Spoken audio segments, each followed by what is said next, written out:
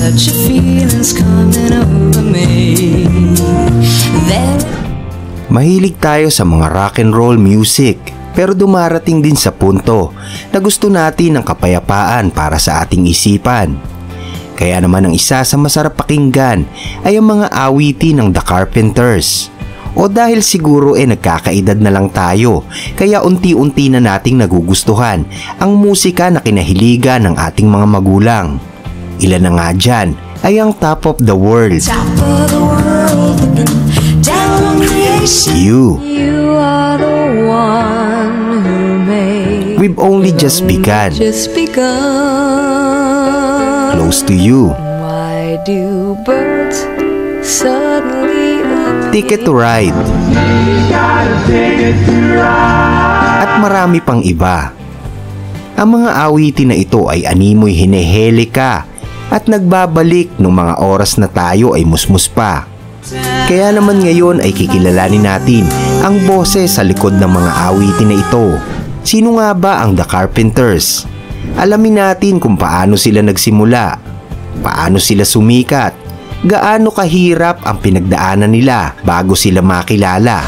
Ano nga ba ang masamang nangyari sa singer na si Karen Carpenters na naging mitsa ng kanyang maagang kamatayan? Sayang talaga dahil kung hindi siya kinontrol ng kanyang nanay at kung sinuportahan lamang ito, malamang sa hanggang ngayon, buhay pa sana siya. Halika at alamin natin. Kung bago ka pa lang sa aking channel, ay hinihiling kong mag-subscribe ka na. Pindutin mo na rin ang notification bell upang updated ka sa mga video na gaya nito. Nagmula ang magkapatid na Carpenters na sina Richard at Karen sa New Haven, Connecticut sa United States. Bata pa lamang ang dalawang ito, magkasundo na sila, lalo na sa pakikinig ng musika. Pero ang mas nagpakita ng talento sa magkapatid sa pagtugtog ng instrumento ay ang kuya na si Richard Carpenters. Dahil sa murang edad niya na 9 na taon, ay maaga itong natutong tumugtog ng piano. Kaya nung umidad ito ng 14 anyos, ay naging bihasa na si Richard at nakakasama sa mga pagtatanghal ng mga musikerong mas malaki ang agwat ng edad kaysa sa kanya. Habang ang musmus pa noon na si Karen Carpenters ay madalas na nakikitang nakikipaglaro ng softball sa kanyang mga kaibigan. Kaya naman ang buong atensyon ng kanilang ama't ina ay nakatuon kay Richard dahil nga sa ipinamamalas nito na talento. Kaya naman ang mga magulang nito ay proud na proud talaga kay Richard Carpenters. At upang mas makahanap pa ng mas magandang oportunidad sa musika, ay lumipat sila ng tirahan sa Los Angeles, California noong 1963. Kaagad namang nakakuha ng pagkakataon itong si Richard dahil nakuha siya bilang isang pianista upang tumugtog sa simbahan, mga okasyon at kung saan-saan pa. Dito na nga ipinamalas ni Richard Carpenters ang kanyang husay sa pagtugtog. Ang nakakagulat pa dito, imbis na sundin nito ang pyesa ng mga tugtugin sa simbahan, inaareglo niya ito na parang tunog ng musika ng The Beatles at siyang tinutugtog sa simbahan. Di naglaon ay nag-aral naman ito sa California State of College noong 1964 at dito na niya nakilala ang kanyang kaibigan na si Wesley Jacobs. At ang kanyang magiging partner sa pagsusulat ng mga liriko ng kanta sa hinaharap, yan nga si John Bettis. At sa taong ding iyon ay nag-enroll naman si Karen Carpenters sa Downey High School, na kung saan ay nakilala niya ang kaibigan na drummer na si Frankie Chavez. Mahusay itong musikero dahil sa murang edad ay natuto na itong tumugtog ng instrumento. Sa katunayan ay na-inspired sa kanya si Karen. Kaya naman nagsimula ng mag-aral si Karen Carpenters sa pagtugtog ng drums. At noong dumating ang oras na marunong na siyang tumugtog ng medyo mabibigat na musika, nagpabili na ito sa kanyang mga magulang ng sariling drum set at nagsimulang magpaturo sa mga jazz player, kasama na rin ang pagbabasa ng nota. At sa unang pagkakataon noong 1965 ay unang napanood ang dalawang magkapatid na tumutugtog sa isang entablado. Yan ay nang sumali sila sa pagtatanghal ng isang orkestra. Humanga ng husto si Richard Carpenters sa ipinamalas na talento ng kanyang kapatid na si Karen. Kaya naman naisip nito na magsimulang magsulat ng sarili niyang mga awitin. At sa kaparehong taon ay bumuo na nga ng trio itong si Richard na tinawag niyang Richard Carpenters Trio. kasama ang kaibigan na si Wesley Jacobs para sa bass at drummer naman ang kapatid niyang si Karen Carpenters. Nagsasalitan ang magkapatid na Carpenters sa pagkanta sa kanilang mga gig. Pero noong mga panahon na yon ay ayaw talagang kumanta ni Karen dahil wala itong tiwala sa kanyang sarili. At isa pa ay gusto talaga niyang mag-focus lamang sa pagpalo ng drums. Nagbago naman ito sa paglipas ng ilang taon dahil unti-unting nabuo ang kumpiyansa ni Karen sa sarili dahil nag-aral ito ng voice lesson kay Frank Fuller. Nakilala naman ni Karen Carpenters ang sesyonistang musikero na si Joe Osborne at sa kalaunan ay sumama ito sa paggawa ng demo ni Richard. Dito ay napakanta rin si Karen na hinangaan naman ni Osborne. Kaya naman binigyan niya itong si Karen ng kontrata sa sarili niyang record label na Magic Lamp Record. Pinapirma rin niya si Richard sa publishing arm na tinatawag na Light Up Music. Kaya naman ang magkapatid na Carpenters ay nakapaglabas ng kanilang mga singles na pinamagatang Looking for Love at I'll Be Yours. Pero dahil sa kakulangan sa promotion ay hindi naman naging matagumpay ang mga kanta na ito. Sumali naman ang Richard Carpenters Trio sa isang Battle of the Band sa kalagitnaan ng 1966 na kung saan sila ang pinalad na manalo. At dahil dito ay nakakuha sila ng kontrata mula sa RCA Records. Nakapag-record ang trio ng mga cover song ngunit hindi ito inilabas ng RCA. Ang masakit pa ay tinanggal nito ang grupo sa kanilang record label. Pero kahit na ganon ay nagpatuloy pa rin si Richard Carpenters sa paggawa ng musika. Binigyan naman sila ni Joe Osborne ng pagkakataon na muling mag-record sa recording studio nito. At dito ay naisip ni Richard na muling i-record ang kanyang mga kanta at isama ang boses ng kanyang kapatid na si Karen. At nang matapos ito ay napagtanto nila na mas maganda ang kinalabasan ng harmony ng kanilang boses kumpara doon sa una. Ngunit sa sumunod na taon noong 1967 ay umalis na nga sa grupo si Wesley Jacob at dahil dito ay nabuwag na ang Richard Carpenters Trio. Si Richard ay nag-focus na lang sa pagtatrabaho, samantalang si Karen ay pinagpatuloy ang kanyang pag-aaral. At sa paglipas ng panahon, si Karen Carpenters ay nakapagtapos ng pag-aaral.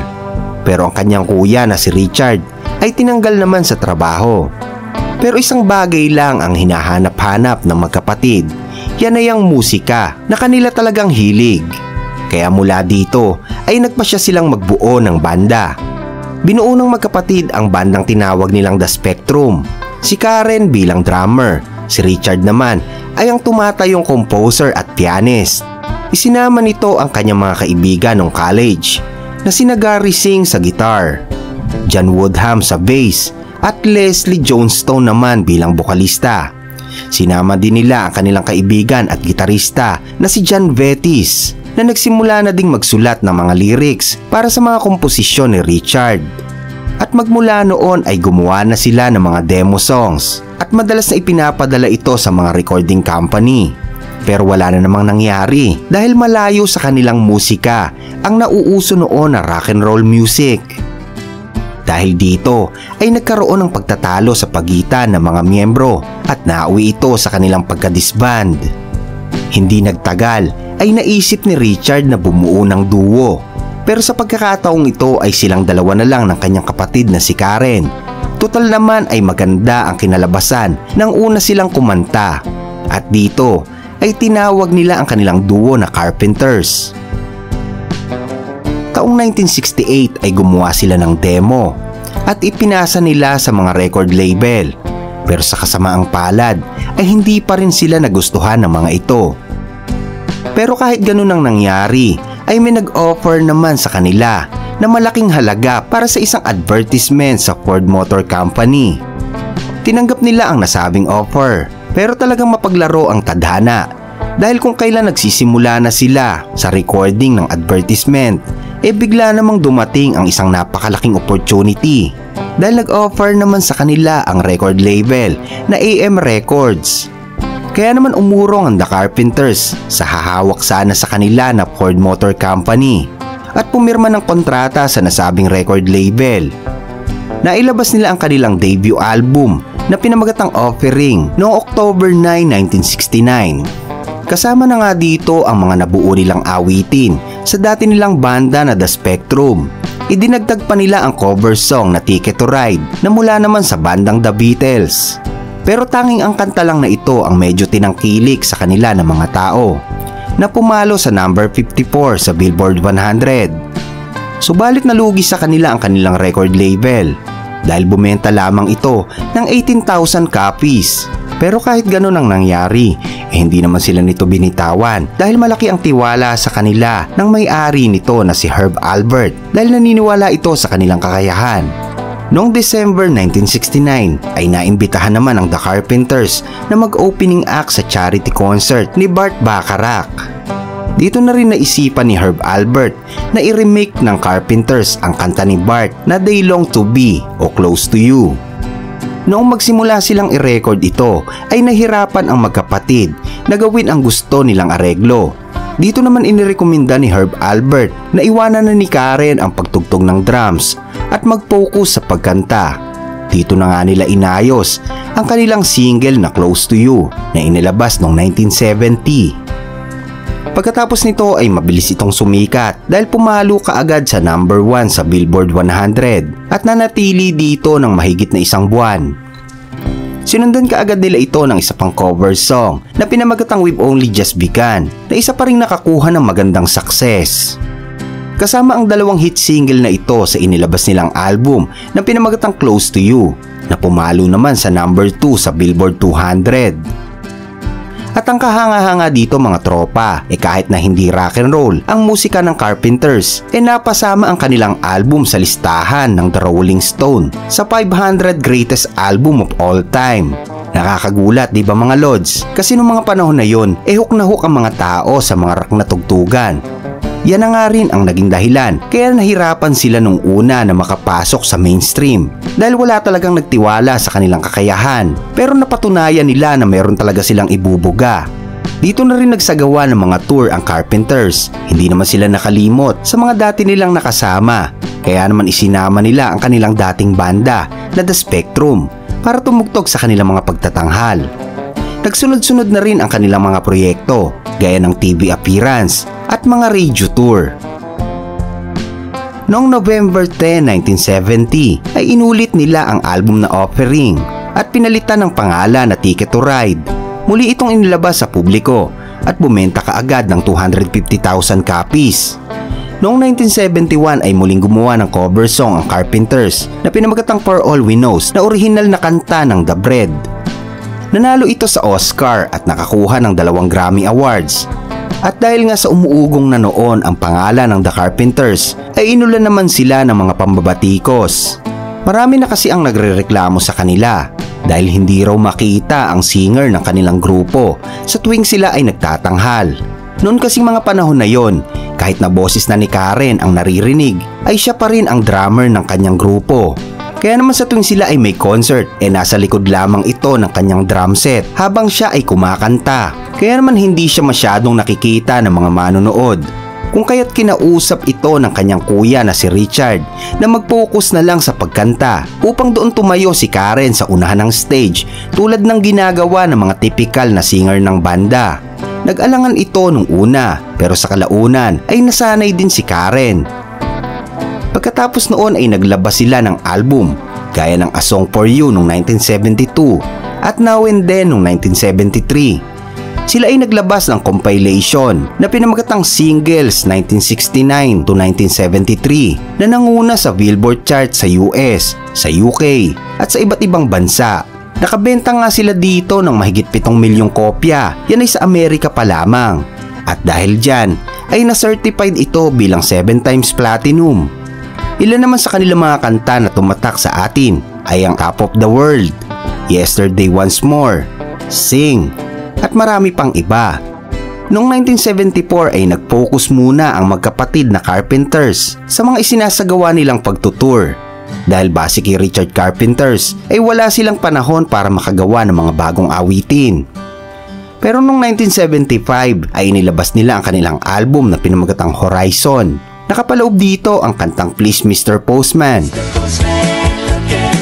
Oh yeah. at Only Yesterday. Long enough of being alone. Sumikat naman ito sa UK at Japan at naging best-selling album. Pero hindi nito nahigitan ang mga nakuhang success ng mga nauna nilang album. At sa sumunod na taon, noong June 11, 1976, ay inilabas nila ang kanilang pang-7 album na pinamagatang A Kind of Hush. Taong 1977 ay inirelease nila ang album na Passage. Sumikat naman ito sa ibang bansa. Pero ito naman ang kanilang album na hindi umabot man lang sa gold status sa US. Nagsimula na ring ma-addict si Richard sa paggamit ng sleeping pills at nalulong din siya sa ipinagbabawal na gamot. Dahil dito ay huminto muna siya sa pagtutour nang sa ganon ay makaiwas ito sa kanyang mga bisyo at upang maging maayos ang kanyang sarili. Hindi na ito nakasama sa mga concert nila sa UK, kaya naman si Karen at ang mga touring musician na lamang ang nagtatanghal. Dito ay kumalat ang balita na nagkaroon ng alitan ang magkapatid na Carpenters, pero itinanggi naman ito ni Karen. Pero imbis na maging maayos itong si Richard, lalo pa itong nalulong sa ipinagbabawal na gamot. Kaya naman noong 1979 ay tuluyan na itong pumasok sa rehab. Tumagal ito ng 3 buwan. Pero nung siya ay makalabas ay nagpahinga pa rin ito ng umabot ng 1 taon. Ngunit sa mga panahon na ito ay napansin naman ni Richard na mayroong sakit si Karen na tinatawag na anorexia nervosa. Ito ay isang eating disorder mga tropa, na ayaw mong kumain dahil pakiramdam mo ay tumataba ka na ng sobra kahit hindi naman. Kapansin-pansin kasi ang sobrang kapayatan ni Karen Carpenters dahil sa takot niya kasing tumaba ay kung ano-ano na lamang ang kanyang ginagawang hindi tama na pagdadayet, pero itinanggi naman ito ni Karen. Ngunit kahit na ganon ay ayaw nitong tumigil sa pagkanta at ayaw ding kumonsulta sa kanyang doktor patungkol sa kanyang kalagayan. Nagsimula naman si Karen Carpenters na gumawa ng kanyang solo album. Dahil nga dito, ang composer na si Rob Temperton ay gumawa ng kanta para kay Karen. Pero inayawan naman ito ni Karen Carpenters. Kaya sa kalaunan ng maging collaborator ni Michael Jackson, itong si Rob Temperton, ang kantang inayawan ni Karen ay naging hit song naman ni MJ. Yan ay ang kantang Off the Wall. Natapos ang solo album ni Karen Carpenters noong 1980. Pero sa kasamaang palad, hindi ito inirelease dahil parang napagkaisan ito ng lahat. Dahil walang nagka-interest dito at inayawan pa ng kanilang record label. Inayawan din ito ng kanyang kapatid na si Richard at nagalit pa ang kanyang ina na si Agnes. Dahil gusto nito na kung magre-release si Karen ay kasama din si Richard. Paborito kasi ng kanyang nanay ang kanyang kuya na si Richard.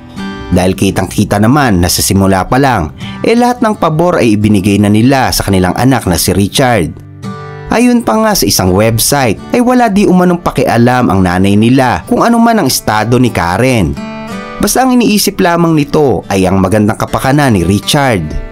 Kaya naman ang nangyari, si Karen Carpenters pa mismo ang nagkansila na mailabas ang album. Pero base sa salaysay ng kasama nito sa recording ay sobrang lalim ng kagustuhan ni Karen na mailabas ang kanyang pinaghirapan na album. Hindi naman kasi ganong kadaling makabuo ng mga kanta. Ang masama kasi ay hinayaan ni Karen na kontrolin ng kanyang ina ang kanyang sarili at ang kanyang emosyon. At ang isa pa ay pumayag din siya na maniobrahin ng kanyang kuya ang kanyang karera sa pagkanta. Pagkatapos nito ay nakilala naman ni Karen Carpenters ang isang magandang lalaki at successful real estate developer na si Tom Boris. Nagkaroon sila ng relasyon pero bago pa man sila ikasal ay napag-alaman na pineperahan lang nito si Karen. At ang masama pa hindi na niya magagawang mabuntis itong si Karen Carpenters dahil inilihim pala nitong Boris na sumailalim na pala ito sa isang vasectomy. Sa madalis salita, wala nang kakayahan itong si Manoy na makapagparami ng lahi. Pangarap ni Karen Carpenters na magkaroon ng sariling anak pero sobrang nadismaya ito nung malaman niya ang lihim ng kanyang nobyo. Kaya naman umiyak siya sa kanyang nanay para sabihin na ayaw na niyang ituloy ang kanyang kasal. Pero hindi naman siya pinayagan. Kaya ang nangyari ay natuloy din ang kasalan noong August 31, 1980. Pero noong mga oras na iyon ay nag-aalinlangan talaga itong si Karen Carpenters. Pero kailangan niya lang nasundin ang utos ng kanyang ina.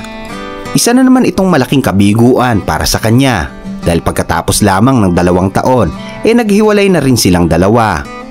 Ayon nga sa isang biographer, kung sana nga raw sinuportahan na lamang ng mga magulang nito ang kagustuhan ni Karen, hindi na sana ito makakaranas ng depresyon at hindi magmamadaling makakita ng lalaking pakakasalan.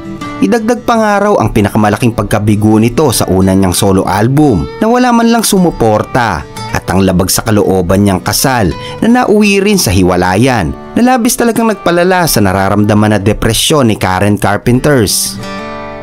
Muling naglabas ng album ang magkapatid na Carpenters na pinamagatang Made in America na pang-10 album nila na nai-release. Ito na yung pinakahuling album na magkasama ang dalawa. Dahil matapos kasi ang mga proyekto nila, nagpatingin na itong si Karen sa isang psychotherapist na si Steven Levicron. Ito ay para sa therapy ng kanyang eating disorder.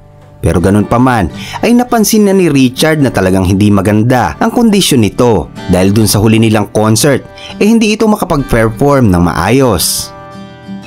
Noong September 1982 ay tinawagan ni Karen ang kanyang doktor dahil sa hindi normal na tibok ng kanyang puso at nakakaramdam din ng matinding pagkahilo.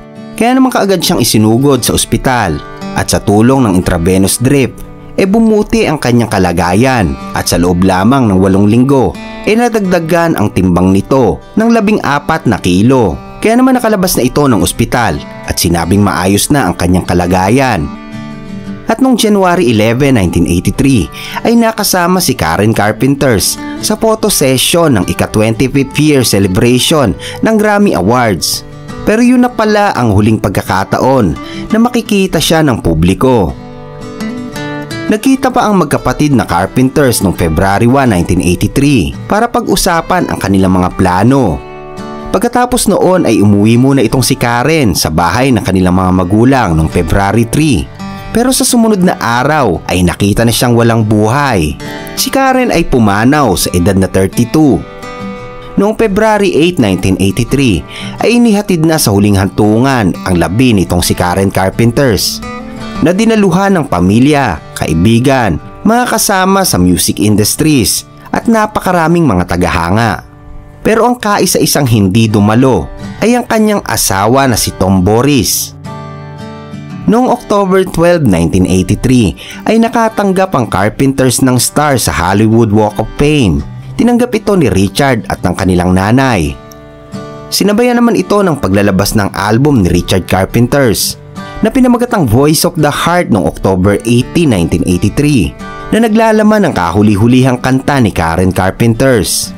Nagpatuloy pang muli si Richard na makapaglabas ng album sa ilalim ng pangalan ng The Carpenters gaya ng An Old-Fashioned Christmas noong 1984, Loveliness noong 1989 at As Times Goes By noong 2001.